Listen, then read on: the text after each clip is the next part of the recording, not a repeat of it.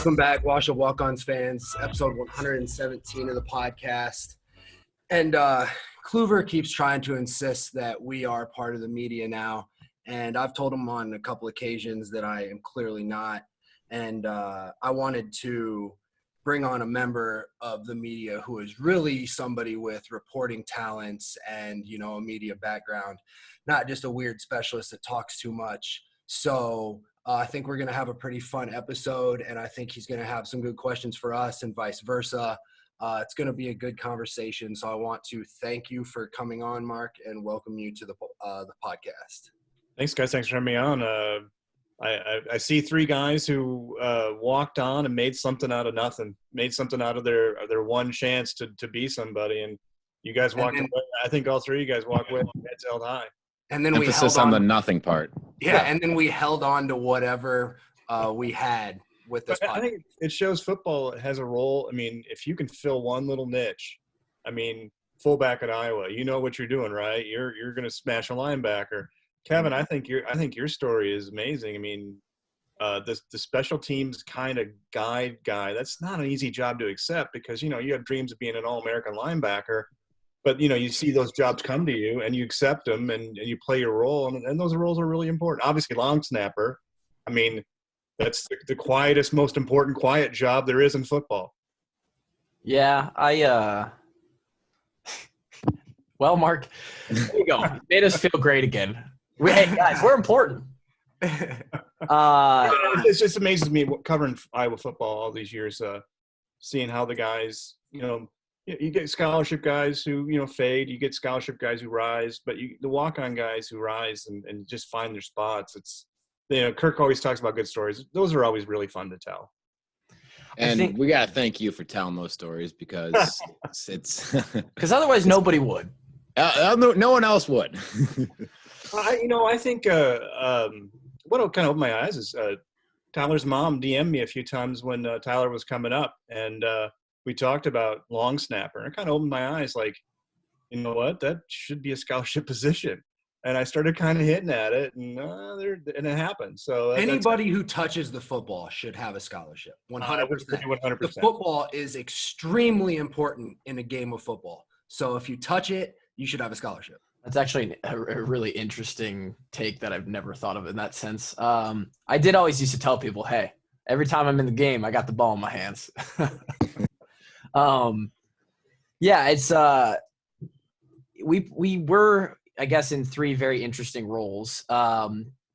Kevin's really the champ of the three of us because he just, I mean, to be a I don't know. To be a four-phase special teams guy is just the most grindiest way to work your way through a college football program. And it's kind of a dream. Like, Kevin got to do something that I wished I could have done. Like, I would have loved to have had the capabilities to play on all four phases. I just wasn't built like that as a player. He was a better all-around player than me, so he got to play more. That's just kind of like – Well, I'm not going to say I mean, I love my role. It was fun being a four-phase guy.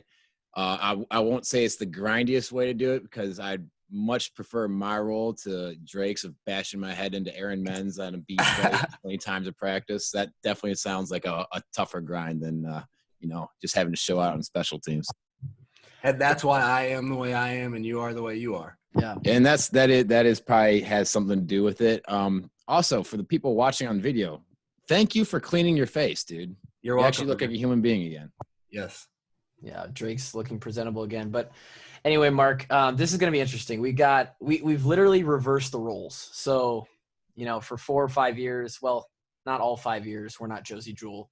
For a couple years, you and the other reporters and media members were semi-interested in occasionally what happened. You know, every once in a while, someone drops a body bags quote or, a polecat play happens and we get our shot in the spotlight. But now we have you on the mic on the other end, and I think it's a really interesting opportunity for us to kind of – I mean, I don't know if there's really ever been something like this that's happened at the level that, we're not crazy big, but we have a decent following in the state of Iowa, and I think a lot of our followers and kind of fans of you, I mean, you have a obviously with the platform that you've built, we have a decent amount of the Iowa fan base that see the stuff that we put out. So I kind of want to start with that body bags quote. Thank you, Mark, for answering the phone right away when I hit you up. Yeah, when Drake came back, I was like, I kind of knew, and I was glad I didn't tweet anything out on that. So when a guy says something like that, I usually, I give it some time. And I just want to make sure that they take responsibility for what they said. And well, let's stop right there. Drake doesn't do well at that. But he did. He sprinted back into the building and said, "Guys, use that." So you heard that, you respect it totally, and you knew I'll bet at Drake it felt good saying it, but then you caught yourself and you're like, you know what, you can't say it. So here's the funny thing, Mark. I'll tell you the story from my perspective, and you'll laugh. So I give the interview, and when I was giving those interviews, first of all, I'm a huge stand-up comedy guy. I know I'm not that funny, but I like to try and be funny. So in those interviews, I always tried to make y'all laugh in some way, whether it was just in like a really bland way, just kind of being, whatever. But I try to make y'all laugh. And then, so I went home, and I didn't even know I said it. And I went home, and Ike and Bo were sitting on the couch playing video games. And I said, they asked me what I was doing. I said media. I was like, I think I actually just had a pretty good interview. I think I just gave him some funny stuff. And Ike goes, "Oh, God, what did you say?" And Bo looks at me. He's like, "What did you say, you asshole?" And I'm like, "I don't know. I think I was just funny." So they're like, "Well, it's going to be on Twitter. So look up your name." Boom, looked it up. Body bags. I'm like, "Oh no!" So I'm like, how can I get this like damage control? So I'm like, damn, I'm really gonna get in trouble for this for sure. Like, I'm screwed. So I tweeted you direct message. I'm like, how do I go about this? And you're like, well, I didn't do anything. I knew that you were probably gonna regret saying that.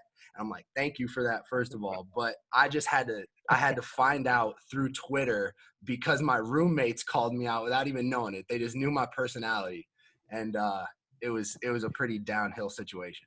Ike has got a lot. You know what? He's a really smart guy, and he's got a lot of guile to him. And those guys, Ike and Boone, two really great guys, two straightforward guys, and I know that they were good referees of what you should say and what you shouldn't say.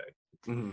Ike has a great head on his shoulders. He's especially now. He's actually a dad now, so he was always kind of voice of reason when things got out of hand. But I just gotta give a shout out to you, Mark, because that is a hot quote. And media these days thrives on a hot quote. So good for you for being an awesome human being and not putting that out there. Also, shout out to I don't want to get the fullbacks in trouble. I mean, the fullbacks don't come out to talk very often. I want to keep them coming, so you don't want to get them in trouble. Right. I mean, you could have missed out on a whole lot of Brady Ross content then. I also got to give a shout out to your colleague Chad Leistokow, because his Twitter was hot with that tweet, and he took it down even though it was blowing up. So that was a good move by him. People might have already had the screenshot, but at least he saved it a little bit. I would say that most of the media that covers Iowa really aren't out for stuff like that. I mean, you want to tell a good, interesting story. You want to get insight on what the team is doing, the units that are rising in the team, say a defense shutout. Well, you're going to write about the defense the next week. Not a lot of us are in for like, oh yeah, he said this or got you this. I don't know. Maybe you guys would argue with that point. I don't know, but generally, I don't think any of us are really out for that. Well, I only gave like one or two interviews my entire career, so I can't really speak to that. I would say, I would agree. I think we've said it multiple times on here that the Iowa media is really good. Good guys. They're really good guys. I mean, I don't know all of you personally, and obviously, you get the randoms in there that maybe come, here and there. But I think it kind of coincides with the fact that you guys as a media group know, especially at this point, the kind of program that Iowa runs. And like, you just kind of know that like that you're not going to get anything like that out of them anyway. So it's like, it's just so clean. And there's all Drake, around. but yeah. Unless it's Drake, yeah. I'm actually interested to know, like, from your point of view, in today's world, like Drake said, like or maybe Kevin mentioned it, everyone just wants that hot story, that clickbait title. You know, how do you manage that as someone who that's literally your job, while still like keeping the integrity of the story or something like that? Like, cause it would be very easy. I mean, I do it with our podcast episodes. Like if we talk about something that's super, you know, we have one super funny story in the podcast, I'll name the podcast episode after that one story, but then like, you know, that way we sucker them for the whole hour when they have 5 minutes of good content. Right. You know, we got 50 other minutes of stuff that like wasn't relative to that story at all. But, you know, how do you balance that? Yeah, I think there's always a hot topic with the team. I mean, say, after Purdue in 2018, I think the one where Purdue held every play in the secondary when Noah Fant was dry humped on that 2-point conversion in the end zone. That game, Kirk comes out, he talks about the refs. Riley Moss had a tough game, and you have to write about that part of it. You have to write about the hard part of it. And sometimes that in and of itself is kind of, I don't want to say racy or controversial, but the result sometimes is not what you want. And so sometimes the result is the pain in the ass thing to talk about. And you just kind of, I think that Iowa does a pretty good job getting you guys ready to talk about the failure, the defeat, and then just moving on. I mean, I don't think post game after a loss should last more than 10 minutes, more than 20 minutes, you know, guys coming in and out, because you're not going to get a lot of insight, and it's going to be a pain in the ass, and you're only going to say something stupid. You know, if you're out there long enough, you're going to say something that's going to get you in trouble, or it's going to be just stupid. So, balancing that, you want to be interesting, but you know, for my post to be interesting, well, I have to make them interesting. I don't leave that with all you guys. I mean, you guys add to it. You guys aren't. I don't want to make you guys like say in a post game the most interesting thing, but when you go out to like say write a story about Werfs or write a story about AJ or Matt Nelson or something like that. Well, you want to spend time. You want to get to know them, and you want to give them a stage to say, you know, their thoughts and things too. So to me, it's always been sort of I want to give you guys a microphone, but I don't want you guys to say body bags. but you know, you got to say what's in your heart sometimes too. Yeah. And, as long as a guy walks away and he feels like he was heard and he was didn't feel like he was ripped off, you know, just used, I'm good with that. And I think most of the time that's how Iowa players feel when they come out and talk on Tuesdays. Yeah. Awesome. Have you know, again, with the body bags comment, in your time as a reporter, have you ever come across another instance like that where you're like, wow, that's like immediately, you know, it's gold. Like, you know, KF probably doesn't want that out there, though. Yeah, I'm going to go right to Fred Barr, 2002 Iowa State, before Iowa State week. This is Iowa State week 2002. Hawkeyes, I think, were probably favored. Iowa State was not very good. Iowa was, I think, 2-0 or 3-0, whatever it was, going into Iowa State that year. Fred Barr, linebacker from Florida, he was very outspoken. He was kind of like Drake, but times 10. Wow. Wow. Fred came out and said, I hate Iowa State. I hate him.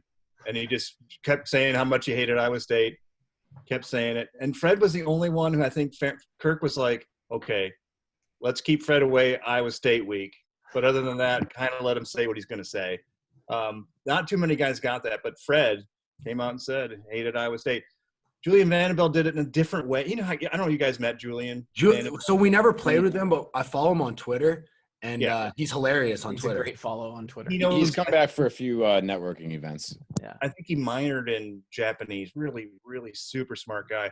Basically said he hated Iowa State in a very different way. And then all of a sudden, redshirt freshmen weren't able to talk to us for about a year. So yeah, you can't lead. If I think Kirk is pretty good after 22 years of knowing when, you know, we push a guy off a plank like that. And that's never, in my mind, that's never kind of the goal, but sometimes it just comes out organically, and like the body bag saying, you got to cut the guy some break. You got to cut guys slack, but hey, sometimes you guys want to drop the mic too, right? I mean, I didn't regret saying it at all. The only reason that I had to go back and do it is because I knew that KF did not want that out there, and I had respect for the program and the coaches and things like that. I wanted to say it because it was funny, and I laughed hard as hell. But I had to go back and do damage control.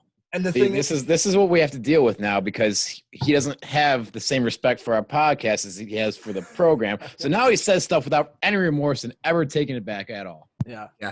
I would say, you know what, the Ohio State guys probably would have read that and laughed too. I mean, it's more it's more like trying to please the coaches and maybe some of the readers who are maybe a little thin-skinned. But I bet the Ohio State guys would have read that and go, "Yep, body bagged, pretty much." I mean, it was no That doubt. wouldn't have sat well with me, but Yeah, it was no doubt. I mean, that's what we did. I can picture Drake because after that game, I can just see Drake walking out and just shoulders just puffed and just scored a touchdown. Like, you know, and it's like, as the quote was almost, I think it was, they came into Kinnick as the third-ranked team in the country, and they left in body bags. And I can see you saying that 300%. Like, you got to say something like that in like a Rambo outfit, though. yeah. Not like sweats after practice. You got to be Rambo with 2 machine guns, body bags. And that's Drake. That was Drake back then. Not anymore. Drake's not what Drake used to be. Shots fired. Nah, he's right, though. It was time to calm down. Like, if I didn't have people that I could actually headhunt and try and kill on a regular basis, I can't just go around being a caged lion. Like, you can't live life like that. Yeah, well, yeah. Every once in a while. Drake, do you like that 2-platoon fullback thing? I think it's a really smart thing you guys do. It saves you guys some mileage. And you guys are – people don't realize how much practice energy comes from you guys. Comes from the fullbacks. So it's amazing during spring ball and camp because the amount of inside run and just head bashing you would do as a single fullback through all the periods would just be nauseating. Like, we'd all be completely brain dead. So that's great. In games, I got to play a few games, just basically purely me because Brady had a broken wrist. I played like 4 games where he barely got to see the field because Brian was worried about him having the club on his hand. And it was really fun in games because your adrenaline just super high and everything. But there's so many times during the year where you need the buddy that you can't be selfish on game day. Because, like, being the solo dude like Wiseman was back in the day, him having to take fullback and running back reps, I heard that was probably just miserable. Yeah. And Kevin, what's that like in practice? Those reps? Kind of like Drake said, it takes a toll on you. So I would have to say my junior year was when I first moved to linebacker because we were just losing linebackers left and right. So, you know, I went from being like a third string safety, you take 10% of practice reps to, okay, Kevin, well, you're the only outside backer we got right now to taking like 80% of Leo reps. It hurts. It hurts a lot, but you know, you do get better. But yeah, I think the coaches try to find ways to, you know, make sure the guys are getting better, but at the same time, making sure, you know, they keep their legs underneath them. And shout out to all the Leos during our career because Bo had a spring ball from the pit of hell. Ben had a lot of real bad, just like strings of time where he had to take a lot of reps. Yeah. You got crushed right away, just thrown into the fire. Like, Leo's had it rough throughout our career. It's a tough spot, man. The post Kirksey era was a little bit tough on us, man. See, the thing is, like, you're out in space, so you got to run a lot. So you got guys pulling hamstrings, and you're also like in the box a lot, so you get those nicks and bruises. And you got to close on power, so you get concussed every now and then. You get everything, man. I think watching you guys run into each other in the hole actually took a toll on me as well from the sideline. Did you ever get chills when you saw some of the hits, dude? So like it's like watching the UFC fight last night. By the way, did you watch that, Drake? Oh, of course. We'll talk about that later. Jesus Christ.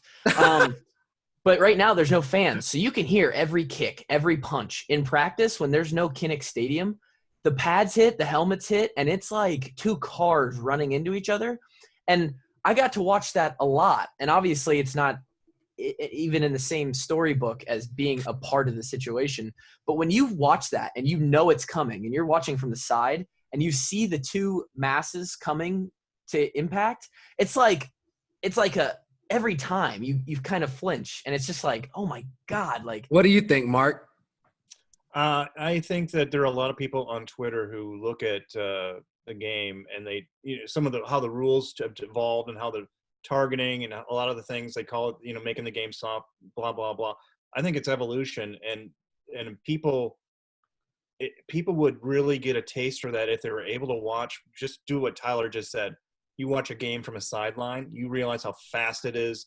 You realize how violent it is. You realize how there are basically car crashes going on out there. Mm-hmm. And I think that would take away a lot of that. And I think then people would realize that, when they put targeting in, we all won't agree with it. Maybe they still don't officiate it just perfectly correctly, but it's a good thing. And I don't see any ratcheting back of those types of things. I see the game being safer, but what Tyler said, watch the game from the side. If you can ever, fans out there, watch a game from the sideline on this level, do it, because you would not believe how fast it is. Yeah, it took me. It was a good thing I had 15 minutes in between plays, because I had to prep myself for how fast it was going to be in my one punt rep. Especially special teams rep. Kevin, you know all about it. Special teams rep. It's like you widen the field and it's like a full. I mean, we get out in space on a punt or a kickoff, and you're running. You never run harder than you do on special teams, ever. Yeah, I would say a normal special teams rep is like twice as demanding as any like defensive rep, because on a punt you block, then you're trying to get away from the guy who's trying to block you, then chase the guy down, then tackle him, versus when you're playing defense, it's okay, get off the block. Yeah, and plus it's like 10 minutes in between each rep, so you're never exactly fully relaxed, but you're always it's very weird.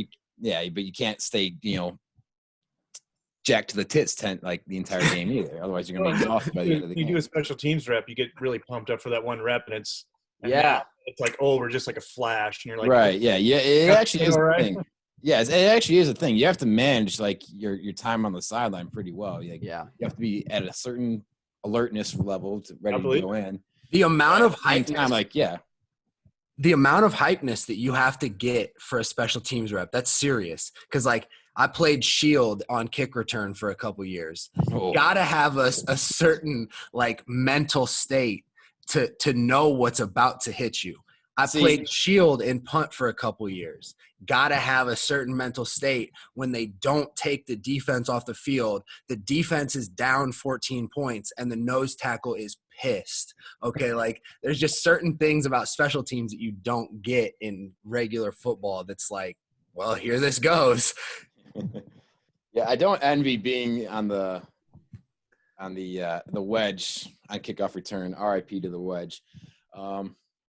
Being on the other side of it hurt, and I can't imagine it felt any better on your side. I think you brought up an interesting point that I never really realized about maybe explaining why long snapping was more difficult than you think it is because when you're long snapper, specialist is the ultimate mind game, right? So if you listen to anyone who knows what they're talking about, it's 90% mental, 10% physical. You can go do the rep. You've done it. There's a lot of guys who can hit 50-yard field goals. Right. You can go do it. And kickers and punters don't necessarily have to flip the switch inside the play, right? So they go out there, they're super calm, super steady. Keith Duncan, take your steps. There's the snap, there's the hold. I kick it, it goes through. For me, I had to snap the ball, and it was all the same stuff as Keith, cool, breathe, calm, light touch on the ball, put it on the hip. Now the technical part's over, and then I have to go from super detailed kind of technical mind game to just full on psycho animalistic. All right, now I'm just a body trying to go run into another body. And it was I had to turn that on after the snap was gone, and I've never really thought about it that way. And then you almost showed that you really were just a truly superb athlete, but you came up 2 yards short. It was hilarious, and I want to hear Mark talk about it. I was shocked. The play, I saw it as soon as I saw Tyler go out. I'm like, okay, this is funky. Something cool's going to happen here, and it did. And as somebody who has had those moments where you're just you could see it, you could see it, and then you just kind of your legs get a little jelly, and what about it? You know what? It's more epic that you didn't get the touchdown. Right. 100%. 100%. And so it's also incredible that a great play in Hawk history happened afterwards. So it was just Tyler given like an unselfish effort, which is kind of the story of a long snapper. So, you know, it was just kind of like the epitome of him. He's a short, smurfy little guy, and he shouldn't have been in the position he was, but he got himself there through hard work. Came up a little short, again, smurfy guy, but laid the red carpet down for a great play. So it's like he did his job through and through. Him and I don't share something in common that we both have touchdowns against Ohio State, but it's okay because he has a cool play. Let me ask you this, you guys, and this you guys know Nate, right? I mean, you guys were on the team with Nate Stanley. We had a podcast with him. It was a great episode. Let me ask you about this. You know, you could argue that he had a rough ride a little bit with fans. 100%. And we ride for him. We ride for him hard on this podcast. I understand. I'm this. How do you guys feel like he was treated by us? And how would you guys feel having to be man, that's a tough job. When you guys had 66 yards total offense at Wisconsin, the first guy out there talking was Nate. Man, that is, you guys don't realize that's a hard deal. I would. There's a lot of media who 66 yards total offense, and you want to ask everybody wants to ask a tough question, and then here's his sophomore quarterback who lost in his home state, beat Ohio State the week before, not great with the media to begin with, and he's the first guy out there. He had a really long evolution with media, and watching him mature through that. Penn State 2018 that just sucked for everybody. But I this year as a senior, I tried to back off him a little bit. I just tried to not going to write a ton on him because he is spinning enough plays. So then you get to write a story about Wirfs and all those other guys. But to me, Nate is a pretty good case study for how you survive this, really. I felt really bad for Nate because he was a very similar story to CJ, where he didn't get CJ was played a little bit early, and like people loved him, and they're like, oh man, this guy showed flashes, like let's get CJ in. Nate was going to step in anyways because he's coming in after CJ, but like he had to follow up one of Iowa's favorite quarterbacks ever, like the blonde bomber. He's the golden goat. This is the man. 12-0 CJ Beathard, and you got to follow that as a first-year starter. Some things were a little bit tough, like when I was in some plays where his sophomore year, his mind was spinning, we were running down the clock too much. Maybe the calls were coming in a little bit late. He was taking too long to analyze. Like things were just not quite happening fast enough. But like, if you just go back and watch him from early in his career till now, and you see the evolution of him and the way he manages games, and he controls everything. We may not be having a great offensive game, but it's not because Nate isn't in control of everything that's happening. Some physical mistakes happen. That happens with everybody out there. But just like his evolution, if people were mad about the way he was performing in 2017, like in some situations, sure, that's fine. But like in that game against Wisconsin, the run game didn't help him. Like there was times where we couldn't even hear the cadence. It was so loud in there. We were getting so swallowed up that like nobody had a chance. So it wasn't just his fault. So he takes a lot of blame because he's in the spotlight, but his evolution was pretty impressive. And to add on to your point, he took the blame. Like this is the great thing about Nate is, he understood that as the quarterback, you're the leader in the good times and the bad times. You're gonna get all the praise. You're gonna get all the shit when things aren't going good. And that Wisconsin game, pretty rough outing for the offense. It could have been really easy for him to just say, you know what, we didn't have a whole lot of time. Like I was fucking running for my life back there. But he's the type of guy I said, no, we gotta do better. It starts with me. So I gotta give him that credit. And he was awesome to play with for that. He was a tremendous leader. It was awesome seeing him grow up. from his time as a freshman to become the second greatest quarterback in Iowa history. But as to your question, as how is he treated by the media, I can't honestly say. I don't read a whole lot of what the media puts out there. You know, you see on Twitter, like the hot takes every now and then. I think people on Twitter are idiots. Us three are at the top of that category. We're idiots. Very top. We're way up there. I don't know. I think people are quick to judge. I think he was treated – yeah, so I think he was treated worse by the obvious very small minority of the dumbass fans that Kevin was just talking about. Yeah. Kevin smoked it on the head. I can't imagine – like Kevin mentioned he got 1 or 2 interviews. Drake got a few interviews. I got the Polecat Day and a few other times like during camp where I would do interviews. And like Nate, it's every day. You're used to it. Like you're used to it. You're a big time Division I football player. Doesn't matter if you're Nate Stanley or Tyler Kluver, like 1 to 125 on the roster. In your high school days, you were probably the guy. So you probably got interviewed a lot. Like you're in the media more than the average person. But man, even when you would get in, like I would sweat when you guys came around with the microphones a little bit. Like, and Nate, as you said, not the best just naturally to go stand in front of guys. But man, what a guy to be the first one out there and just never put it on anyone else. But hey, we got to be better. Hey, I could be better. We could be better. We could prepare more. I just absolutely. I don't know how he did it because I would have blamed somebody else 100%. The weight would have got too heavy for you. That's human nature. That's you get in that spotlight, and I think it does speak to his character.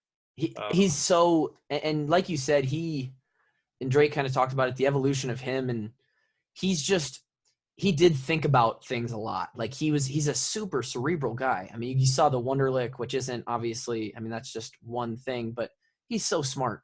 And this is just kind of off topic, but I truly believe that if Nate Stanley finds the right kind of system, this is bad example, but Tom Brady's a 6th-round pick, yada, yada, wasn't, the best quarterback in college or anything. He comes in, if you find the right system and he understands what he's doing and he gets the right guys around him, I think he could be a successful starter in the NFL, even though, he wasn't just like, he wasn't Justin Herbert or he wasn't Tua or he wasn't all these guys that are top of the draft class.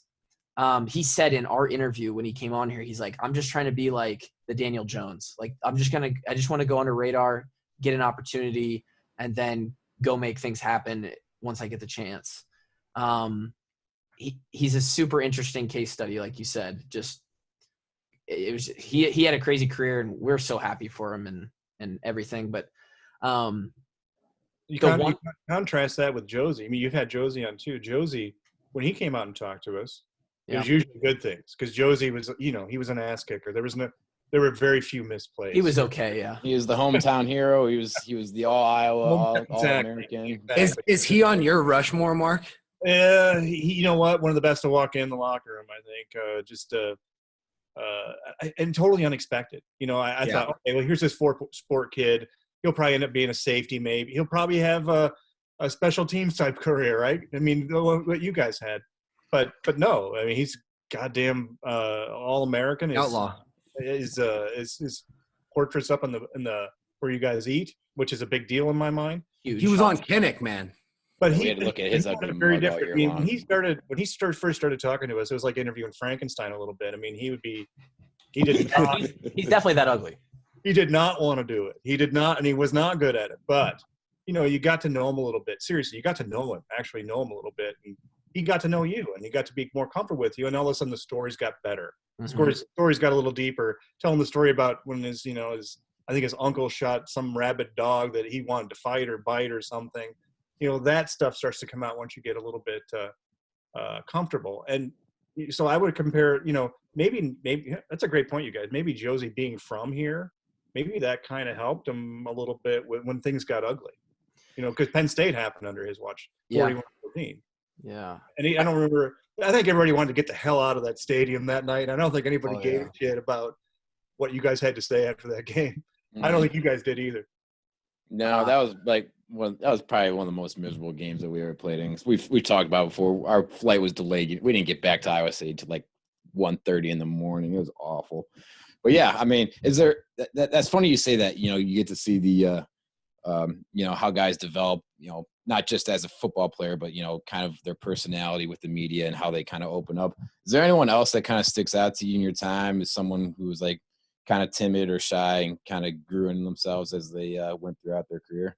I don't know how well you guys know Akram, but Akram was a guy who, you know, he'd say something goofy, he'd smile, and that'd be the end of the interview. And then he money. He would start telling, and then he started telling stories, and he started talking about Jersey, and my goodness, I'd sit and listen to those all day. So he really grew. A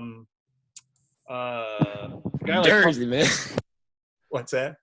We had to hear a lot about From Jersey, man. Back in Jersey, man. Easy money.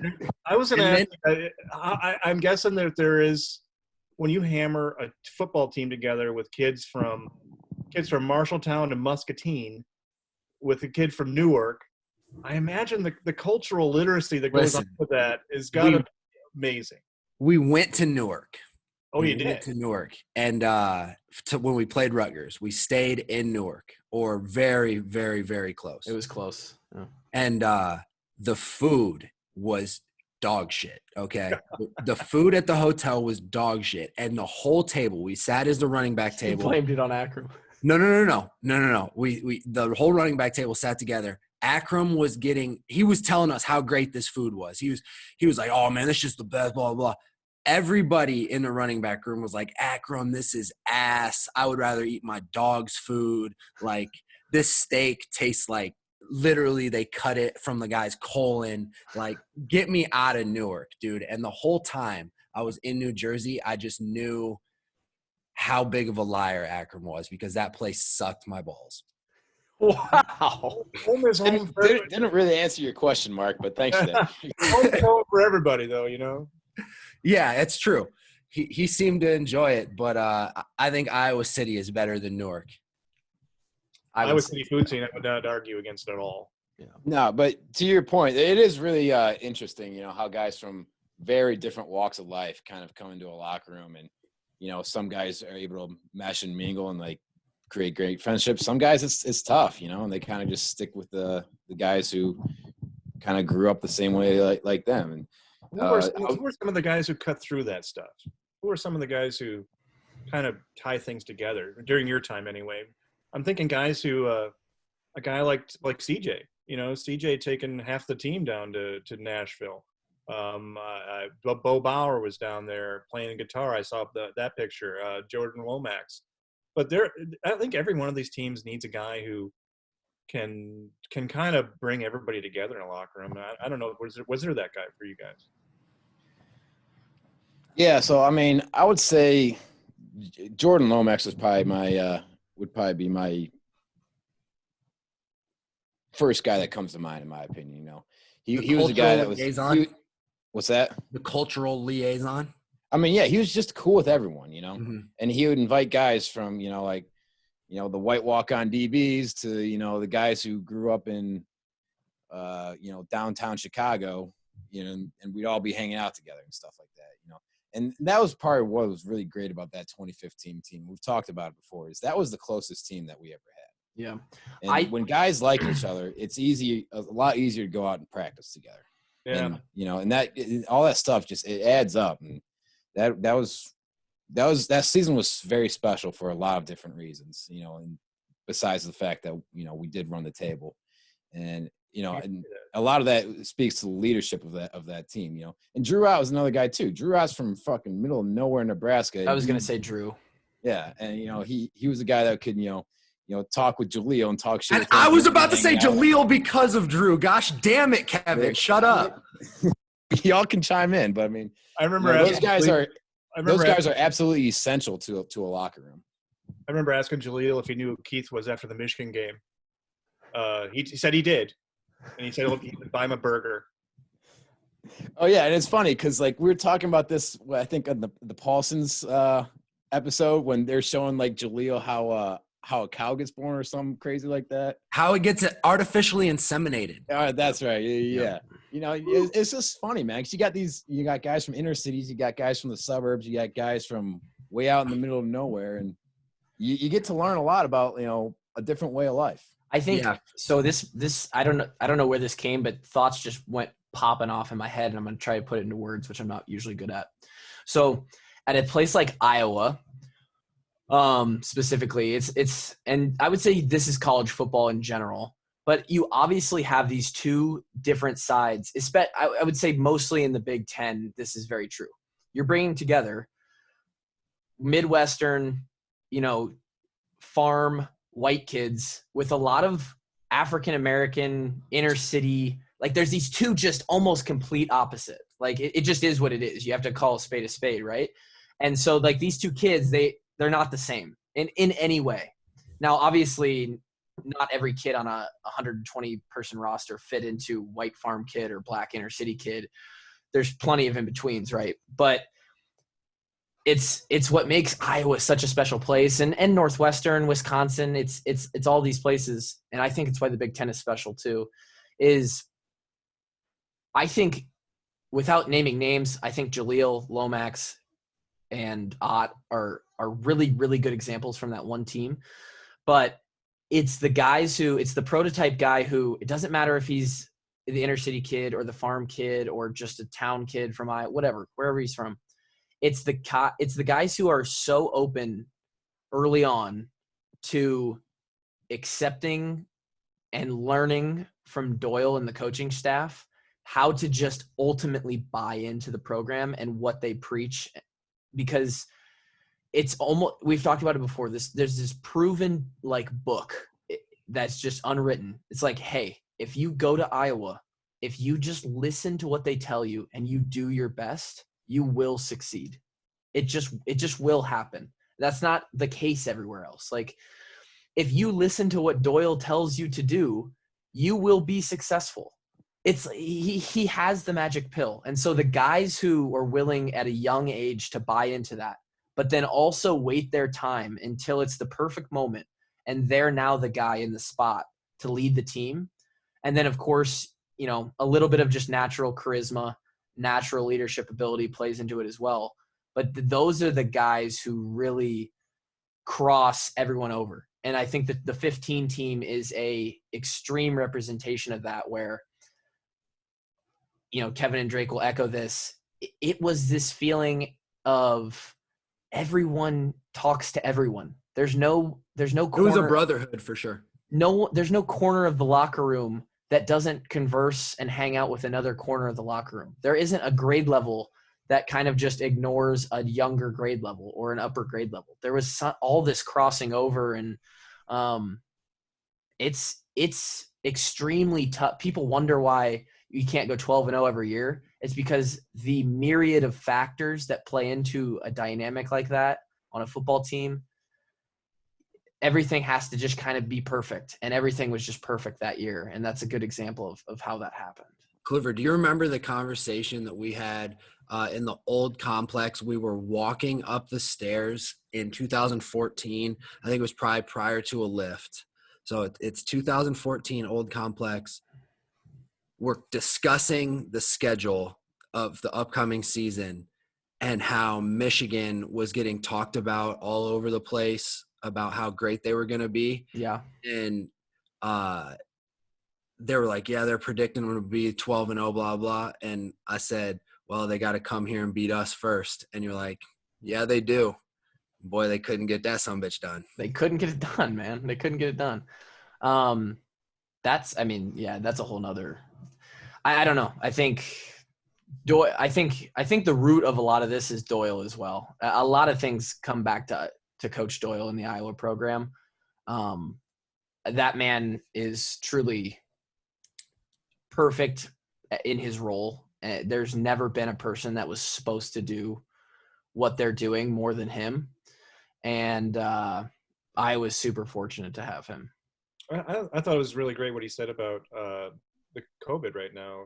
You know, it's gonna separate the weak from the strong really quickly. And he called it a competition, didn't he? Yeah, he did. And I love that. That's exactly, people might not want to hear that right now with, death out there and all not, but football is going to be back, and Iowa's going to be on the hook for wins.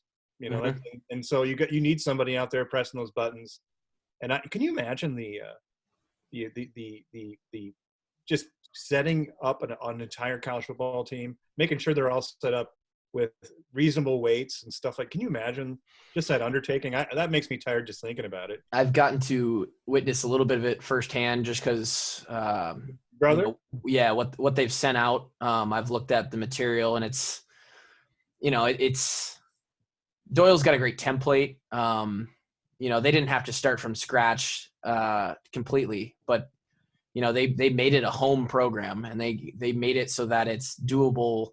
For example, I'm not going to give out any secrets, but I was looking at my brother's lift card today, and they were supposed to do a two 20-meter or 20-yard sprints with a sled, right? But not everybody has a sled, so the alternatives were wear a weight vest or something that you can a weighted backpack, or find a slight incline and sprint up the incline, and just little things like that.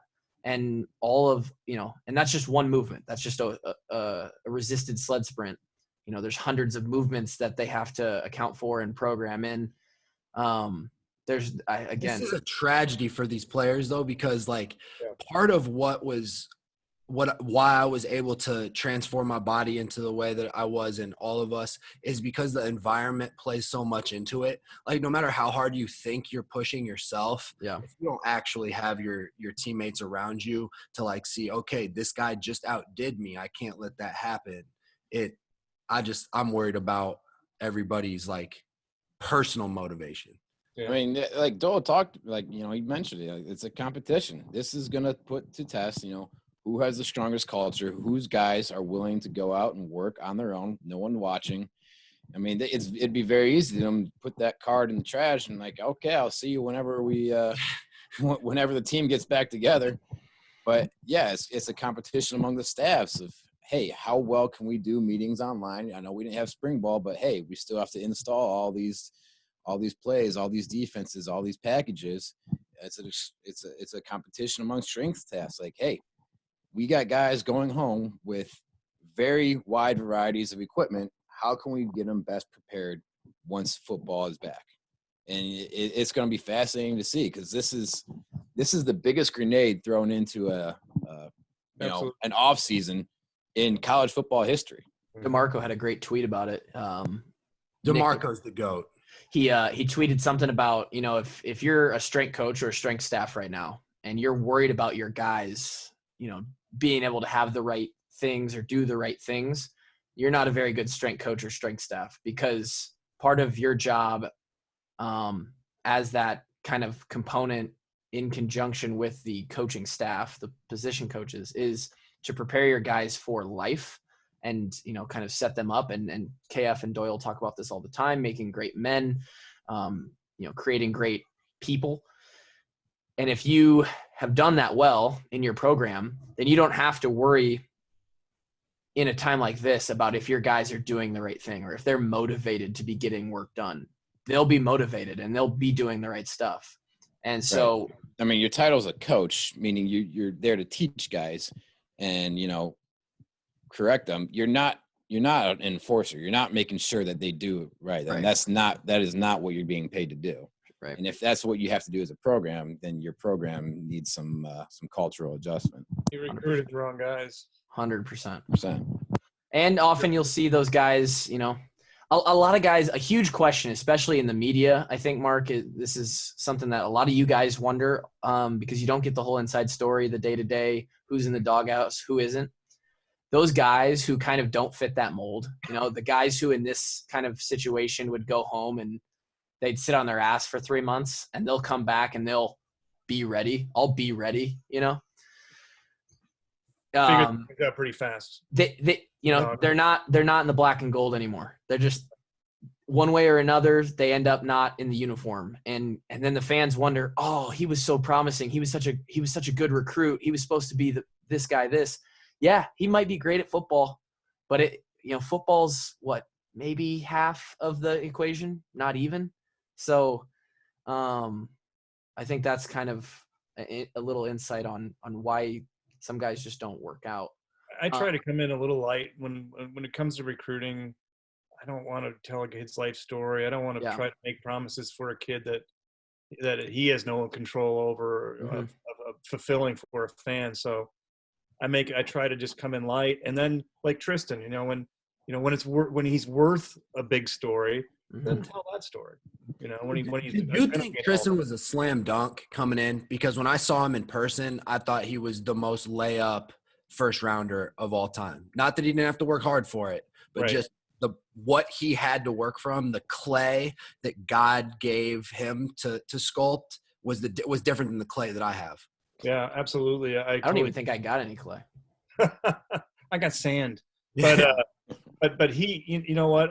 Watching him grow up here, watching him show up on the news when he's a sophomore, Sable doing a big story, Channel 9 doing a big story on him, and so I kind of sat back and I wanted to tell his story when it was really time, when he was ready to make that big, the whole season of anticipation. When you're a guy with his clay, this is going to piss people off, but you got to go to the NFL when you have to go to the NFL. And I kind of figured it would happen this year for Tristan, if I'm being honest. And I think probably absolutely the right decision for him too. I think he probably had that in the back of his mind going into this year. So there's a time to tell a story like that, in my opinion, when a guy like Tristan's ready to tell it.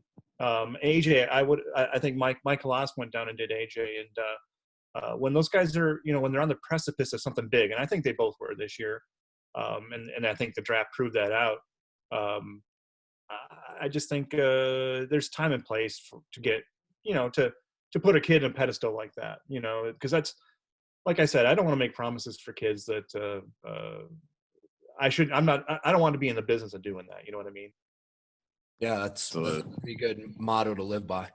What do you think about the last month or so of recruiting for Iowa? It's been insane, right? It's insane. And man, I don't know what he's doing, but whatever Tyler Barnes is doing, keep doing it. You know what? They must be fucking giving guys cars now. Son of a bitch. I don't know, man. I saw Tyler Barnes at the golf course the other day. I think he's just tweeting, man, and it's just working. Yeah. I don't think he's actually doing a whole lot. I think he's just tweeting, boom. An organization, and I think this staff is telling Iowa's story and message more consistently than maybe the last staff or the guys who left. And I think Kelton's fantastic. I think Derek Foster's been a great recruiter. Tim Polasek, sneaky great recruiter, and Tim Polasek is one of the amazing. Greatest human beings. Dude. If Tim Polasek came and sat in my living room and told me that we were going to go murder somebody, I would commit to that. He's from Wisconsin, so there's a 50-50 chance that there's murder involved. Yeah. Let me tell you a Polasek story quick. The first time I ever met him, it was shortly after I broke my leg. It was during spring ball. Or no. It was during skills and drills pre-spring ball. I had a sling on from shoulder surgery, and I had a boot on from my leg. And that's the first time I'm meeting this guy. And then a couple months later, after he had seen me like all beat up, I was walking around the complex fine, but I wasn't practicing. And Polasek, he didn't see me break my leg or anything. So he doesn't know what the issue really is, or maybe he's just being funny or whatever. He's like, Drake, fuck you coming back. Can't help the team in the tub. Tell you what you need to hear. Coaches tell you what you need to hear, right? And, hey, I needed to hear it, and he got my ass motivated. Not that I wasn't motivated already, but it was like, all right, Polasek, you want to play hardball, dickhead? I'm coming back. That's fantastic. Well, I don't want to take up too much more time. I want to get to anything that you may have, Mark, that you want to hit on before we go. You are welcome anytime on the podcast. Appreciate it. I think it's fun to have a perspective like you. Old. You mean old, right? Wise. Wise. There you go. How many years have you been doing it? I covered every Kirk Ferentz game except for the one last fall where my daughter got married, Middle Tennessee State, and then the Northern Illinois game, the one game they won in 1999. I was covering Iowa State still for that one. I was in Vegas. I missed it. So Yeah, 22 years for Kirk. That's what is going on for me, at least with the Gazette. And before that, I covered Iowa home games for the Telegraph Herald in Dubuque, and that was Timmy Dwight days. So, yeah, I'm pretty old. He was decent. He was decent. He was fun to watch, and Tavian was fun to watch. And that team, that 1997 team, I think they ended up losing to Arizona State in the Sun Bowl. It was kind of a disappointing year, but that team, the top 22 players were freaking amazing. Just a team that just didn't have the depth to get double-digit wins. And you know what? I think one thing during my time doing this, I think fans. I look at Nebraska fans and I look at their expectations. I look at Iowa fans and I look at their expectations. And I think Iowa fans are some of the most realistic ones out there. I think people realize that 8 wins for this program is probably about average. And we've talked about the 8-win mark at Yeah. nauseam on this podcast and how important it actually is and how I agree. difficult it is against the field. Yeah, against the field and for what Iowa is and what Iowa compete. I mean, 8 wins next year. You put 8 wins on the table right now for next year's schedule. I'm taking it. That's a hell of a season. That's probably maybe one of Kirk's best coaching jobs. I mean, Ohio State and Penn State have buys next year going into Iowa, and Iowa's on the road for both of them back to back. Holy shit! New QB, yeah, it's gonna be a tough year. But What are your thoughts on Petrus? You know what? I didn't know him very well. I had not met him. And then out of the San Diego Zoo, he's a huge Tyler Childers fan.